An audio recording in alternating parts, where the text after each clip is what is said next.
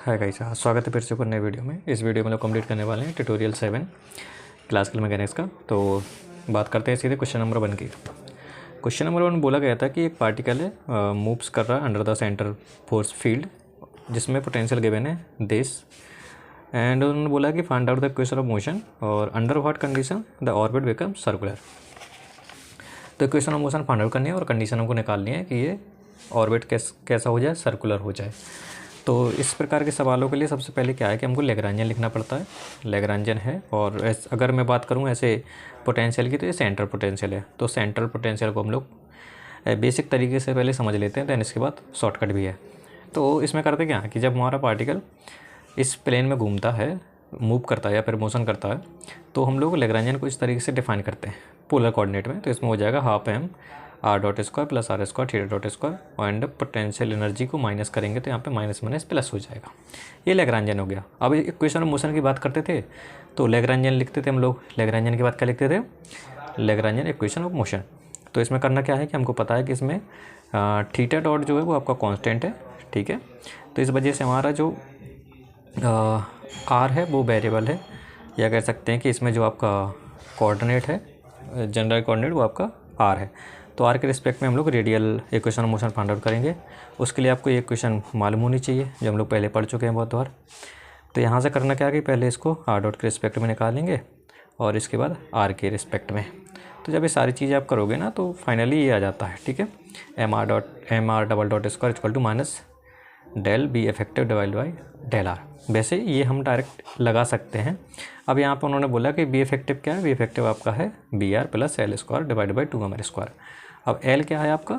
Angular momentum. Circular orbit में आपको यही देखना है कि बी इफेक्टिव सबसे पहले लिखना है। तो आपके पास ये बी इफेक्टिव आ गया। बी इफेक्टिव आने के बाद इस इक्वेशन में पुट करना है, तो उसके लिए पहले हम लोग पार्शियली डिफरेंशिएट करेंगे। तो इसको जब हम लोग पार्शियली डिफरेंशिएट करोगे ना तो आपके पास आपके ये आ जाएगा। अब इसको क्या करना है, इस इक्वेशन में पुट करोगे तो आपका आंसर ये आ जाएगा, और यही आपकी क्या हो जाएगी? इक्वेशन ऑफ मोशन, ठीक है। दूसरे पार्ट में क्या बोला था कि कंडीशन बताइए जिससे सर्कुलर हमारा ऑर्बिट बन जाए, जो ऑर्बिट है वो हमारा सर्कुलर बन जाए। तो फोर सर्कुलर ऑर्बिट के लिए करना क्या है कि जो भी इफेक्टिव है उसको पार्शियली डिफरेंशिएट करना विद रिस्पेक्ट टू आर, और वो R equal to R not put करना। आर नॉट क्या है आपका? Radius of circle. तो इसको आपने ये पहले पार्ट में निकाल चुके थे। इसमें करना क्या है, सिर्फ आर की जगह आर नॉट रख देना। जब ऐसा रख करोगे तो आपके पास कंडीशन निकल के आ जाएगी आर नॉट के टर्म्स में। ये हमारी हो जाएगी कंडीशन जिसमें हमारा ऑर्बिट सर्कुलर होगा, ठीक है। तो ये हो गया हमारा क्वेश्चन नंबर 1। नाउ स्पीड इसलिए हाई है, थोड़ा सा एग्जाम का टाइम चल रहा है तो आई थिंक टाइम थोड़ा कम है, इस वजह से हम लोग थोड़ा सा ट्राई करते हैं ऑब्जर्व करने का। क्वेश्चन नंबर 2 में बोला गया कि an elastic ball of mass M has been thrown vertically upward from the ground at z equal to 0, and the initial kinetic energy of the ball is E. What will be the space trajectory of the ball. अब इन्होंने बोला है कि एक ball है जो along the Z axis vertically ऊपर की तरफ फेंकी गई है, जिसकी इनिशियली काइनेटिक एनर्जी आपकी E है। तो इनिशियली की काइनेटिक एनर्जी E है तो पोटेंशियल एनर्जी 0 होगी, है ना, एट z इक्वल टू 0 पर। तो इस क्वेश्चन में आपको करना क्या था, फेस ट्रेजेक्टरी निकालनी थी। तो मैंने किया क्या है कि इनिशियली आपके यहाँ पे पोटेंशियल एनर्जी 0 थी, काइनेटिक एनर्जी E थी, टोटल एनर्जी हमारे पास E है, ठीक है। अब ये h हाइट पर पहुँच गया और सपोज ये हमारा z एक्सिस है, तो इसमें h इक्वल टू z हो गया ना। अब करना क्या है, कुछ नहीं, हमको पता है कि क्वेश्चन ऑफ स्पेस ट्रेजेक्टरी क्या होती है, Hamiltonian is equal to P square divide by 2m plus mg h। h क्या है? z है। तो टोटल एनर्जी आपकी E है इनिशियली, तो आपको E रखा है यहाँ पे P square divide by 2m plus, यहाँ से आपने ये रिलेशन निकाल लोगे P और Z में। अब आपको पता है कि ये P और Z में कैसा रिलेशन आ रहा, पैराबोला। तो अब यहाँ से हम लोग क्या कर सकते हैं, कोऑर्डिनेट निकाल सकते हैं। तो मैंने सबसे पहले क्या किया है कि इधर पे z इक्वल टू 0 है तो P की वैल्यू कितनी होनी चाहिए, तो P की वैल्यू आपकी ये है। तो मतलब यहाँ से स्टार्ट होगा, और रिलेशन कैसा है, पैराबोला।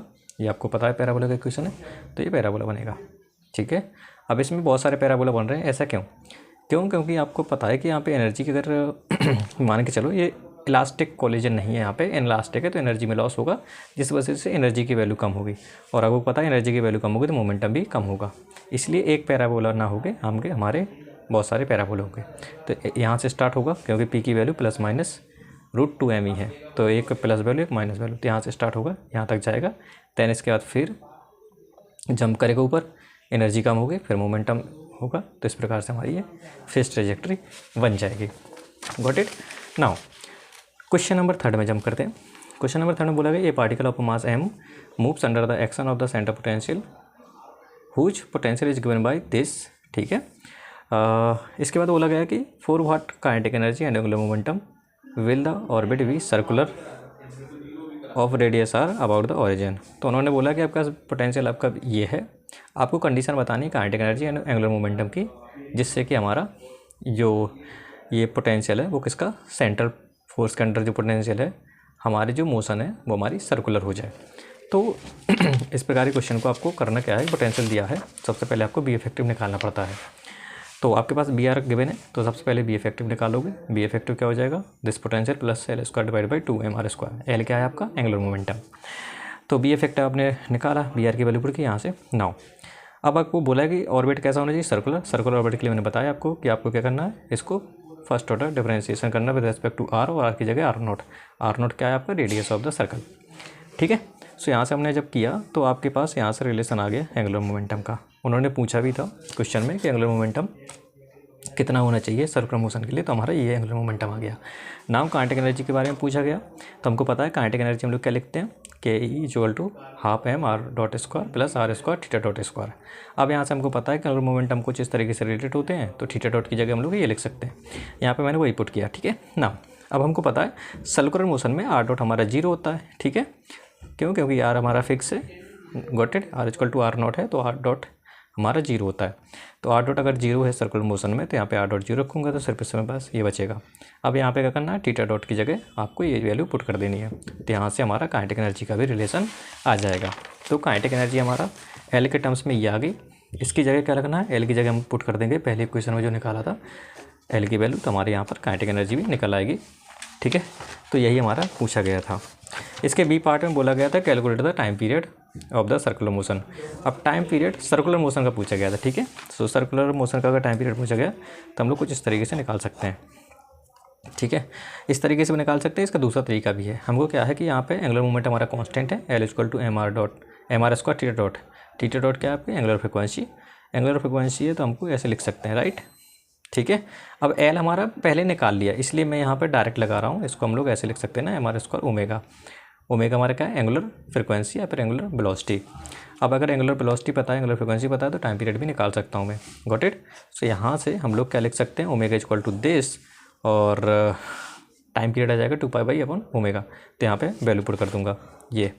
ठीक है, अब आपको पता है कि एल की वैल्यू हम लोग निकाल चुके हैं पहले पार्ट से, तो यहाँ पे एल की वैल्यू पुट कर दूंगा तो हमारा टाइम पीरियड आ जाएगा। ठीक है, इसको दूसरा तरीका भी है कि सबसे पहले आपको क्या लिखना पड़ता है, रेडियल फोर्स लिखना पड़ता है, जो होता है हमारा दिस। ठीक है, अब इसकी जगह हम लोग लिख सकते हैं M A R equal to del U by del R. ठीक है, अब इसको क्या लिख सकते हैं हम लोग, M B square by R. ठीक है, यहाँ से बी निकालोगे और इसके बाद टी निकालना है, तो आप क्या कर सकते हो, 2πr/b। यहाँ से भी टाइम पीरियड निकाल सकते हो। तो ये आपका दूसरा तरीका। Got it. अब क्वेश्चन नंबर 4 की बात कर लेते हैं। थोड़ा स्पीड है, थोड़ा तेज़ है, तो थोड़ा ध्यान दीजिएगा चीज़ों को। नाउ बोला गया था कि two particles are moving about each other in circular orbits under action of gravitational forces with a time period T. Their motion is suddenly stopped at a given instant of time and they are the released and allowed to fall into the each other. Prove that after a time T, जी इसकी value τ/4 है, they collide with each other. ठीक है, ये question बोला गया इन्होंने, को क्वेश्चन आपको समझ में आ जाएगा। मैं फिर से आपको बता दे रहा हूँ क्वेश्चन किस तरीके का है। यस, उन्होंने बोला कि दो पार्टिकल हैं, वो एक दूसरे की तरफ मूव कर रहे हैं। ठीक है, उन्होंने बोला है कि एक टाइम पर इंस्टेंट ये रुक जाते हैं, दैन इसके बाद रिलीज हो जाते हैं, और या एक टाइम के बाद ये आपस में कोलाइड करते हैं। उस टाइम की वैल्यू है हमारी τ/4√2, और जो आपका टाउ है वो आपका इस सर्कुलर ऑर्बिट का टाइम पीरियड है। Got it. इतना क्वेश्चन में बोला गया। तो ऐसे क्वेश्चन क्या करना है, जब आपके पास लगे कि आप एक पार्टिकल के मोशन को डील करने में आसानी है, और अगर एक से ज़्यादा पार्टिकल है तो हम लोग क्या कर सकते हैं, रिड्यूस मास का कॉन्सेप्ट लगा सकते हैं। तो यहाँ पर 2 पार्टिकल हैं तो 2 पार्टिकल के रिड्यूस मास लगा सकते हैं। इसमें होता क्या है कि 2 पार्टिकल को एक पार्टिकल में कन्वर्ट करेंगे और सेंट्रल या फिर कह सकते हो सर्कुलर मोशन का कॉन्सेप्ट लगा के प्रॉब्लम सॉल्व कर लेंगे। ठीक है, तो यही बोला गया। अब क्या है कि उन्होंने बोला कि भाई मैंने क्या किया कि 2 पार्टिकल का एक पार्टिकल बना लिया मास m का, स्मॉल m का, जिसका वैल्यू है m1 m2 divided by m1 plus m2। ये रिड्यूस मास का फॉर्मूला है। अब करना क्या है आपको पता है ग्रेविटेशनल फोर्स बोला तो ग्रेविटेशनल पोटेंशियल हमारा ये होता है। ठीक है ना, आप ऐसे भी कर सकते हो जी m1 m2 divided by r square, ये फोर्स है और इसको हम लोग पोटेंशियल में कन्वर्ट करेंगे तो ये वैल्यू कांस्टेंट होगी तो हमारा ये आ जाएगा। ठीक है, तो ये हमारे पोटेंशियल गिवन है। तो सबसे पहले क्या है कि उन्होंने बोला कि टाइम पीरियड आपका टाउ है, टाउ ये गिवन है। तो करते हैं क्या है, टाउ की वैल्यू निकाल देते हैं इन टर्म्स ऑफ जो हमारे नॉन पैरामीटर है r0 जैसे, और वेलोसिटी भी हमारा है। तो सबसे पहले क्या करेंगे, वेलोसिटी फाइंड आउट करेंगे। उसके लिए करना क्या है, आपको रेडियल फोर्स लिखना है। रेडियल फोर्स का मतलब क्या है कि ये वाले कह सकते हो कि इस वाले पार्टिकल पर जो फोर्स लगेगा वो रेडियली इनवर्ट इस तरीके से लगेगा। इसमें आपकी जो वैल्यू होगी वो होगी आपकी modulus of del U upon del R. अब हमको पता है यू या बी की वैल्यू कितनी के बने, माइनस के बाई आर। यहाँ से हम लोग वैल्यू निकालेंगे तो के बाई आर स्क्वायर आ जाएगा। ये हमारा क्या हो जाएगा, रेडियली एक्सेलरेशन। और एक्सेलरेशन को क्या लिख सकते हैं हम लोग, simply this B square by R centre circular motion में। ठीक है, तो यहाँ से हमारी बी की वैल्यू निकल आई दिस। अब हमको पता है टाइम पीरियड हमारा क्या है, टाइम पीरियड होता है simply 2 pi R by B, क्योंकि हमको पता है कि ये जो कंप्लीट रोटेशन करेगा तो उसमें जो आपकी डिस्टेंस होगी वो आपकी 2 पाई आर होगी। यहाँ पे आर क्या है, r0 जो हमारी रेडियस है। तो मैंने टाइम पीरियड निकाल लिया, टाइम पीरियड हमारा ये आ जाएगा। अब हमको रेडियस की वैल्यू हमें r0 पुट की तो यहाँ से हमारा ये टाउ की वैल्यू निकल आई। ठीक है, तो यहाँ से आपको समझ में आ जाएगा कि जो टाइम पीरियड है इस ऑर्बिट का, मतलब अब आपको समझ में आ गया होगा कि अगर कोई पार्टिकल ऐसे चलता है और कंप्लीट रिवोल्यूशन करता है तो उसका टाइम कितना लगता है, इतना लगता है। अब क्वेश्चन में बोला गया था, क्या बोला गया कि जो 2 पार्टिकल्स आपके चल रहे थे ना, वो क्या कर रहे हैं कि एकदम से रुक जाते हैं, एक मोमेंट पर रुक जाते हैं और फिर मतलब थोड़ी देर बाद रिलीज हो जाते हैं। रिलीज मतलब बाहर से कोई एनर्जी नहीं दी गई। अब इसमें देखो, अगर ऐसी बात है तो हम इस मोमेंट पर एनर्जी कंजर्वेशन लगा सकते हैं। एनर्जी कंजर्वेशन में होता क्या है, initial energy total energy equal to final total energy. तो इसमें करना क्या, इनिशियल हमारी क्या थी, काइनेटिक एनर्जी थी, है ना, पार्टिकल मूव कर रहा था। पोटेंशियल एनर्जी भी थी, गॉट इट, ये थी। अब बाद में क्या हो गया, सिर्फ पोटेंशियल एनर्जी बची है और रिलीज हुई है, तो आपको पता है कि वहाँ पे काइनेटिक एनर्जी कितनी है, 0 है। सो यहाँ पर हम लोग करते कह सकते हैं कि यहाँ से ये आर की वैल्यू हम लोग निकाल सकते हैं, आर डॉट हमारा गिवन है, तो ये हमारा आ जाएगा D R by D T equal to something this.